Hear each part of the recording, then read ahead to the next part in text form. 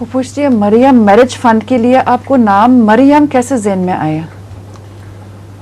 मरियम तो इसलिए आया था कि अपनी उम्मी की ख्वाहिश के मुताबिक मैंने ये फ़ंड कायम किया था। मेरी उम्मी को गरीब लड़कियों की शादियाँ करवाने का बहुत शौक़ था। मुझे याद है हमारे घर में साथ ही उनके लिए देगें भी पका करती थीं रुस्ताने के लिए, और औरतों के कपड़े भी तैयार किए जाते थे। तो चूँकि बचपन की ये बात याद थी, इसलिए मुझे ख्याल आया कि शादी फ़ंड एक बनाना चाहिए। बाकी मरियम नाम मैंने नहीं रखा था, ये जो कमेटी थी एक, उन्होंने तजवीज़ किया था, तो मैंने वो तस्लीम कर लिया। मेरी अम्मी का नाम है मरियम। हैं? मेरी अम्मी का नाम भी मरियम। अच्छा, मेरी अम्मी का नाम भी मरियम था। ठीक है।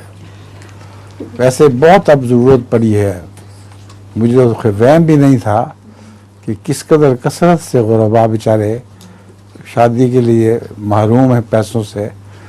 बच्चियाँ जवान हो गई हैं, उनको जहेज़ के लिए कुछ भी नहीं है उनके पास।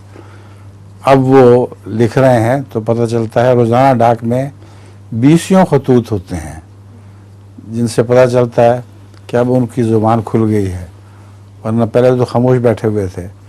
और मुझे रहम आता है गैरमियों पर कि उनका कोई वाली वारिस नहीं। ये तो हज़रत मसीह मौद अलैहिस्सलाम का एहसान है जमात पर कि थोड़ी सी तहरीक पर इस कसरत से लोग रुपया भेज देते हैं और गरीब बच्चों का इंतज़ाम होता है। उनकी गरीब बच्चों का तो कोई वाली वारिस नहीं है। ठीक है। बाद बच्चियाँ तो अब ये भी लिखने लग गई हैं कि हमारी शादी हुए इतनी देर हो गई है और उस वक्त हमारे पास कुछ भी नहीं था, सादा जोड़े में मैं चली गई थी, तो अब मुझे जहेज़ दें।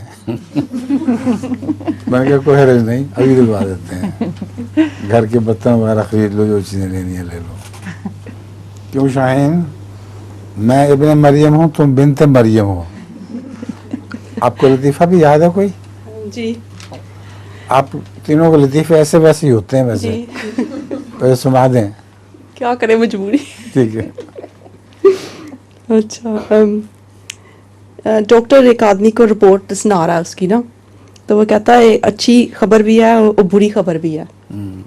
अच्छी खबर ये है कि आपकी ज़िंदगी सिर्फ 2 दिन के लिए है, और बुरी खबर ये है कि मैं आपको भूल गया था 2 दिन पहले बताना चाहिए था।